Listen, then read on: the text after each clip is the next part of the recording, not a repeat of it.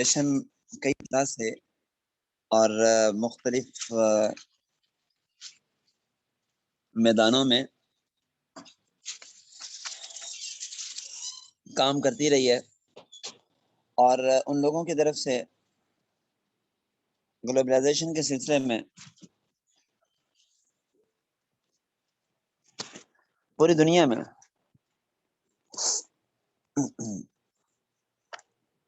اپنے مقاصد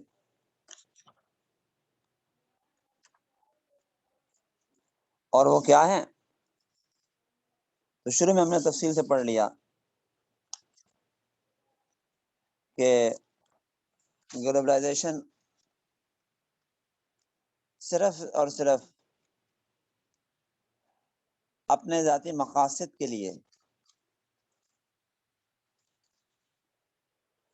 لائی گئی، اور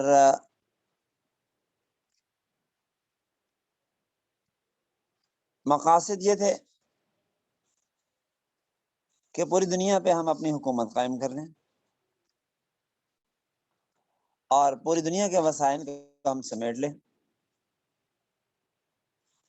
اور تجارت میں، معاشرت میں، معیشت میں پوری دنیا کو جکڑ لیں، اپنے ایک مخصوص اہداف اور مقاصد کو پورا کرنے کے لیے۔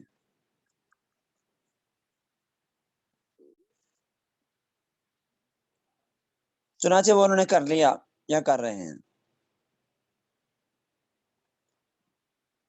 اب سوال یہ پیدا ہوتا ہے کہ اب اس گلوبلائزیشن کا مقابلہ کیسے کیا جائے؟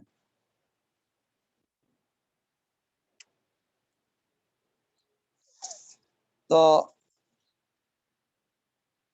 گلوبلائزیشن کے خطرات بڑی وضاحت کے ساتھ سامنے آ چکے ہیں۔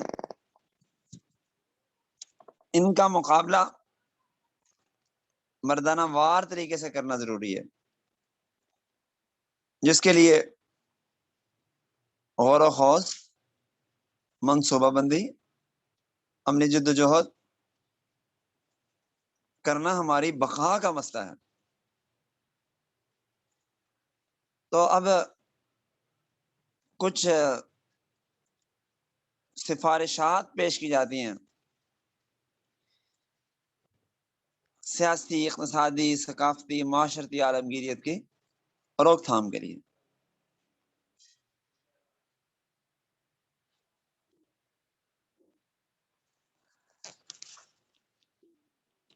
نمبر ایک تو امت مسلمہ کا اللہ تعالیٰ اور اس کے رسول سے رشتہ سرن و استوار کرنے پہ بھرپور محنت کرنا ضروری ہے۔ نمبر دو، عورتوں اور بچوں کو مغربی اور لادینی اثرات سے بچانے کے لیے مستقل کوشش کرنا ضروری ہے۔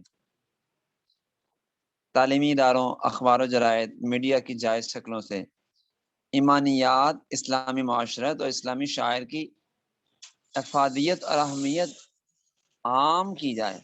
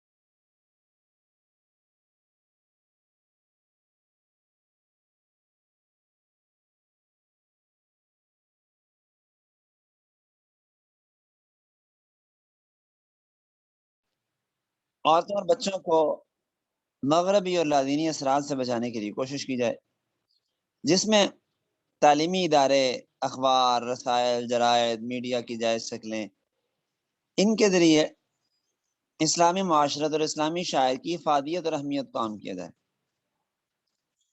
نمبر 3، اسلام کو ایک آئیڈیل اور قابل تقلید نظام حیات کے طور پہ پیش کیا جائے، اور اسی طرح مسلم خاندان سے متعلق ایسا مواد عام کیا جائے جس سے اسلام میں عورت کے مقام اور حقوق کا تفصیلی تذکرہ ہو۔ عالمی اور ملکی سطح پر منعقد ہونے والی کانفرنسوں پر نگاہ رکھی جائے اور ان کے اسلام دشمن منصوبوں سے مسلمانوں کو آگاہ کیا جائے۔ اقوام متحدہ کی سرپرستی میں ہونے والی اسلام مخالف کانفرنسوں کے مضرات کو بیان کیا جائے اور مؤثر احتجاج کیا جائے۔ اسکولوں، کالجوں، یونیورسٹیوں میں اسلامی معاشرت و ثقافت کو فروغ دینے کے لیے دینی تقریبوں کا اہتمام کیا جائے، درس قرآن، درس حدیث کے پروگرام رکھے جائیں۔ میڈیا پر عوامی دباؤ بڑھایا جائے تاکہ میڈیا غیر اخلاقی مواد کے اشاعت کرنے میں آزاد نہ ہو، اور صحافی یہ محسوس کریں کہ یہ چیزیں اسلام میں اتنی آسانی سے قابل قبول نہیں بنائی جا سکتی۔ نصاب تعلیم میں خاندان کی اہمیت، اسلام میں عورت کا مقام، مرد عورت کے درمیان تعلقات کا شرعی مفہوم، ازدواجی حقوق، بچوں کی تربیت میں مؤثر ذرائع جیسے عنوانات پر روشنی ڈالی جائے۔ مغربی رجحانات کا جائزہ لینے اور ان کے ازالے کے لیے باضابطہ مراکز قائم کرنے کا اہتمام کیا جائے، اور ان مراکز میں پختہ فکر اسلامی محققین سے کام لیا جائے۔ علماء کرام، ائمہ مساجد، خطباء اس سلسلے میں امت کی رہنمائی کریں۔ یہ تو تھا کہ ہم معاشرتی گلوبلائزیشن کا کیسے مقابلہ کریں، اور ظاہر بات ہے سب سے پہلے یہیں سے کام کا آغاز ہونا ہے۔ اس کے بعد پھر آگے ثقافتی گلوبلائزیشن ہے، بعد ازاں اس پہ محنت اس کا مقابلہ کرنے کی ضرورت ہے۔ اس میں مغربی زبانوں کے مقابلے میں عربی کو فروغ دیا جائے۔ جن ممالک میں عربی نہیں پہنچی یا وہاں پہ عربی بولنے والے نہیں ہیں، وہاں عربی زبان پہنچائی جائے، اور عربی پڑھنے پڑھانے کا وہاں پہ ایک ماحول بنایا جائے۔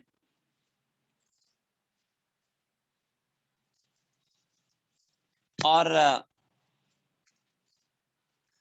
پاکستان، افغانستان،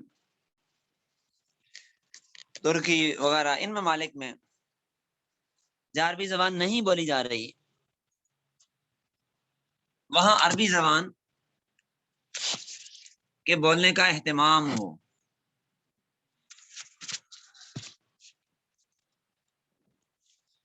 اور باقاعدہ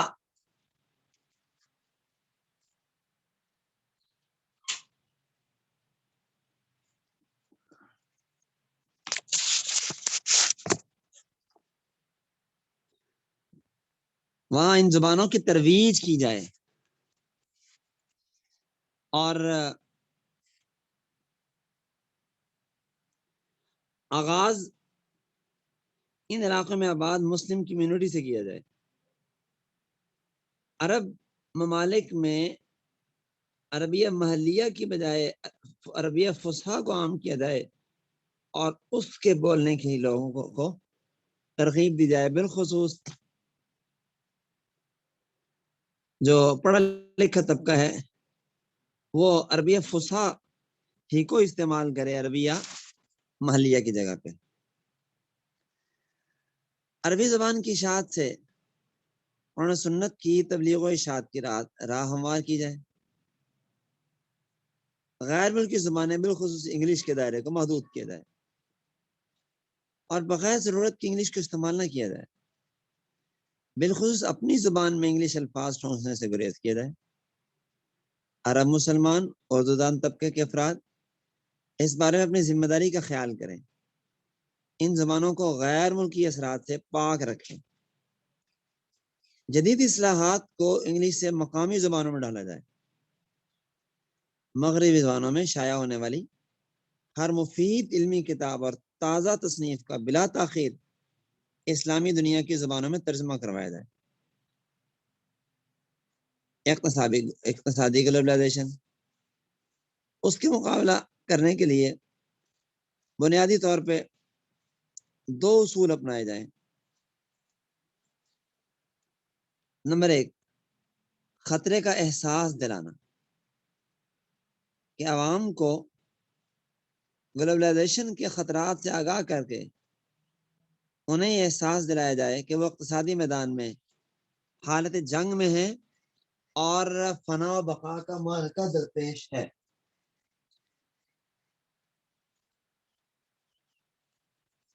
اور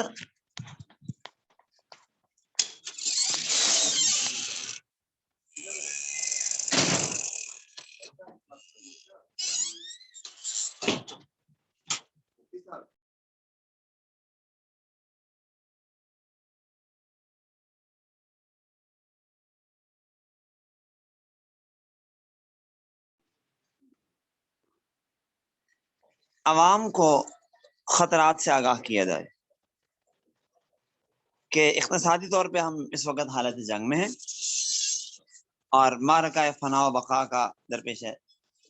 اور دوسرا، غیر ملکی مصنوعات کا حتی الامکان بائیکاٹ کیا جائے، عوام کے جذبات کو ابھار کر انہیں قربانی پہ آمادہ کیا جائے کہ جو چیزیں دیسی طور پہ ہوتی ہیں ان میں دیسی مال پہ اکتفا کیا جائے، غیر ملکی چیزوں کو نہ خریدا جائے.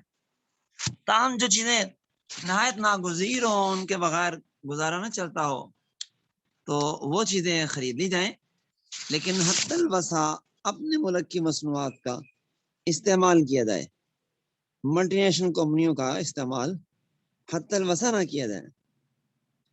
اور تاہم یہ ہے کہ ایسی چیزیں جن کا متبادل نہیں ہے، مثال کے طور پہ کوئی ادویات ہیں زندگی یا صحت کو بچانے والی، یا کوئی کمپیوٹر اور موبائل وغیرہ کی چیزیں ہیں جو ظاہر ہے کہ ہمارے ملک میں نہیں بن رہی ابھی تک، تو وہ چیزیں تو باہر ملک سے لینا ایک مجبوری ہے. لیکن اس کے علاوہ جو چیزیں ہمارے ملک میں موجود ہیں، جیسے آرائش و زیبائش کی چیزیں ہیں، فاسٹ فوڈ ہے، اور کوکا کولا مشروبات ہیں، کھلونے ہیں، ملبوسات ہیں، زیورات ہیں، تو یہ جتنی بھی چیزیں ہیں یہ غیر ملکی برانڈ کی نہ خریدیں، چاہے جتنا بھی اعلیٰ معیار کیوں نہ ہو اور اپنی چیزوں کا معیار ہلکا بھی کیوں نہ ہو. لیکن میں دیکھتا ہوں کہ یہ باتیں ہم سب سمجھتے ہیں اور پوری امت ان مسائل کو سمجھ رہی ہے اور اس کا ادراک ہے ان کو، لیکن اس سب کے باوجود ہم یہ دیکھتے ہیں کہ لوگ اپنے ملک کی مصنوعات کو استعمال کرنے اور غیر ملکی مصنوعات کا بائیکاٹ کرنے کے لیے تیار ہی نہیں. اب آپ دیکھیں، یہ ہم حالت جنگ میں ہیں اور صورتحال یہ ہے کہ ہمارے ملک کی کوئی پروڈکٹ جو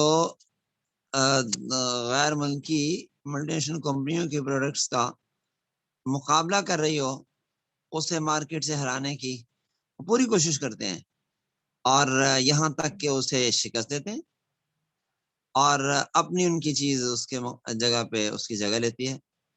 اور ہم شکست کھا کر ہمیں احساس نہیں ہوتا.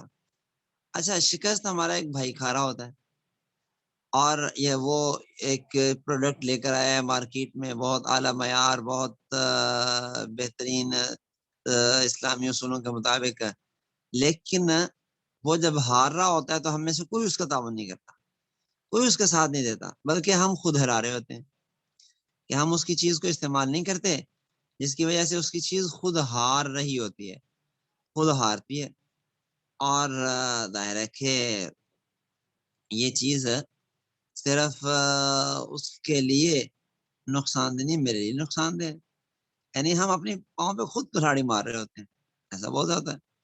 بہت سی چیزیں، بہت سی اشیاء ایسی ہیں کہ جن میں یہی صورتحال ہماری اور مغرب کی رہی ہے. اچھا، آپ ایک کولڈ ڈرنکس دیکھ لیں، بوتلیں دیکھ لیں، پیپسی کولا، کوکا کولا، فانٹا، مرینڈا، 7 اپ وغیرہ، اب یہ ملٹی نیشنل کمپنیوں کی چیزیں ہیں، یہودیوں کی چیزیں ہیں.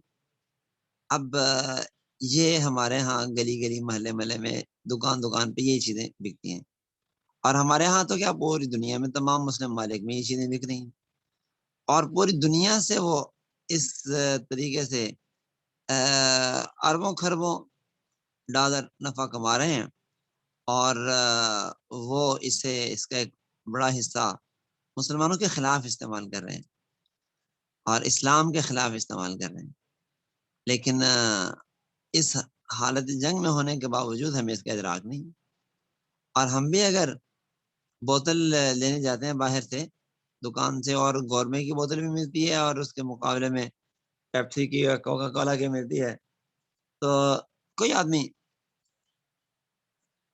ایسا نہیں کرتا کہ وہ گورمے کولا لے لے، پاکولا لے لے، یا اپنے ملکی مصنوعات کو خریدے، وہ کوکا کولا ہی لے گا جی، بس کوکا کولا ہی دے۔ اچھا، اس کی ایک وجہ تو پہلے گزر چکی ہے کہ ان لوگوں نے تشہیر بہت زیادہ کی، تشہیر اس انداز سے اس درجے میں کی کہ جس کے بعد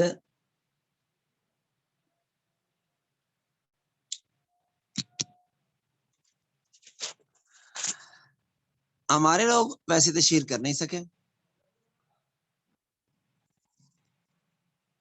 تو نتیجہ یہ نکلا کہ ان کی مصنوعات مارکیٹوں میں چل گئی ہماری مصنوعات کے مقابلے۔ اچھا، اب دیکھیں کہ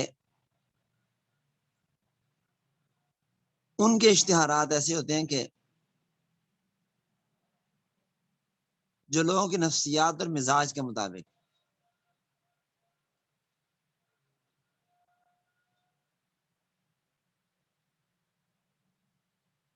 کہ ایسے ایسے خوبصورت دلکش انہوں نے عنوان اور لیبل بنائے ہوتے ہیں کہ بڑے بڑے اچھے سے ثابت قدموں کے قدم ڈگمگانے لگتے ہیں، اور اب وہ اس انعامی اسکیموں کی بھی قطار لگاتے ہیں، وہ قیمت کم رکھتے ہیں بسا اوقات، اور اپنی چیز کو بیچتے ہیں اور اپنا مارکیٹ میں ایک نام بناتے ہیں، لیکن ہمارے ہاں عام طور پہ اس پہلو کی طرف توجہ نہیں ہوتی۔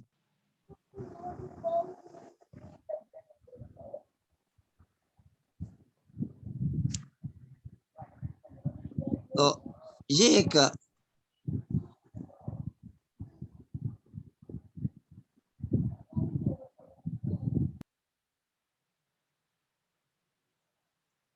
اقتصادی گلوبلائزیشن کا مقابلہ کرنے کے حوالے سے تھوڑی سی بات تھی۔ تو ہمیں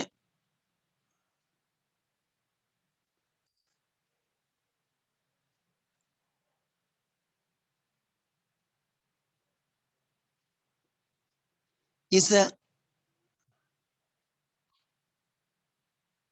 پہلو کو نظر انداز نہیں کرنا، اور عوام کی بھی اس حوالے سے ذہن سازی کرنی۔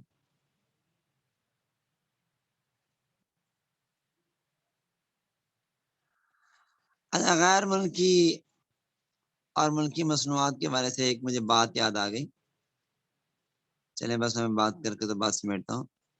مولانا زاہد الراشدی دامت برکاتہ اللہ علیہ، آپ کے استاد محترم، ان کے ایک پرانا واقعہ بتا دیں کہ جی میں ایک دفعہ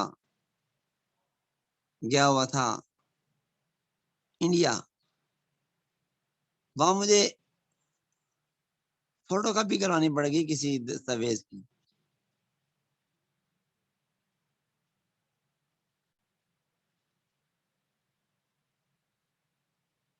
تو میں نے وہاں لوگوں سے پوچھا، تو انہوں نے بہت دور کوئی جگہ بتائی کہ فلاں جگہ پہ ایک فوٹو کاپی کی دکان ہے، وہاں جائیں۔ میں نے رکشہ وکشہ لیا اور میں وہاں پہنچ گیا، دیکھا تو لمبی قطار تھی، اب ظاہر دکان بھی ایک ہی ہے، مجبوراً لمبی قطار میں لگ گیا.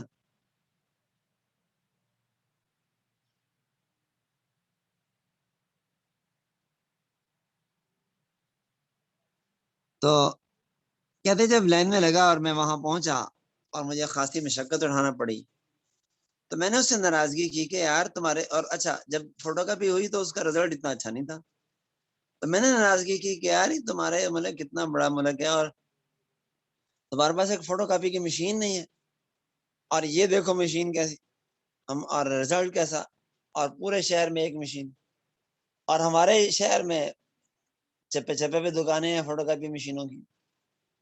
تو کہتے جب میں نے بات کی تو اس نے سینہ تان کے بڑے فخر سے کہا کہ اللہ کا، کہ ہمیں فخر ہے اس بات پہ کہ یہ مشین ہمارے ملک کی بنی ہوئی ہے، اور تمہارے ملک میں تمہاری کوئی چیز اپنی نہیں، سب باہر سے منگوایا ہو.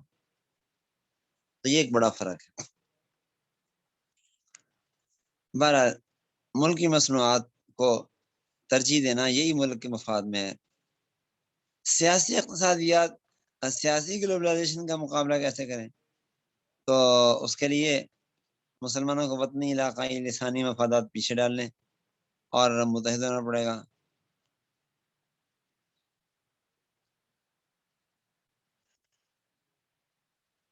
اور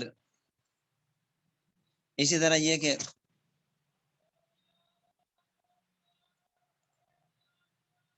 اسلام کے سیاسی نظام کو سمجھنا اور اس کی تعلیم دینا، ایسی جماعتیں وجود میں لانا جو مروجہ خرابیوں سے پاک ہوں، سیاسی آلودگیوں سے پاک ہوں، اور عوام کی صحیح رہنمائی کر سکیں اور ان کے دنیاوی اور معاشی مسائل کا حل پیش کر سکیں.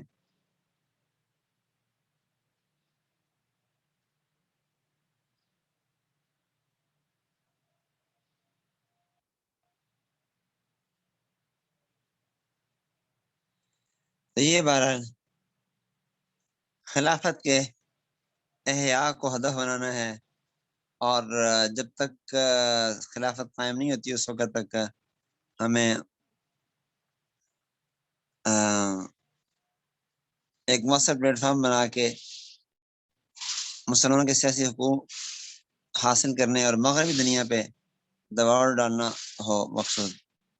اور اس طرح مثالی تعلیمی ادارے بنا کر ان اداروں میں فوج ہے، سیاسی ادارے ہیں، سیاستدان ہیں، ان اداروں کے اندر ہم بھیجیں تاکہ تھوڑے عرصے کے اندر بہت سارا ایک ساتھ تبدیل ہو جائے. یہ چیز نہایت ضروری ہے اقتصادی گلوبلائزیشن کے سلسلے میں. اسی پہ اکتفا کرتے ہیں. تو آپ حضرات یہ 2 بحثیں مکمل ہو گئی، اسی طرح یاد فرما لیں، پھر آگے شروع کریں گے.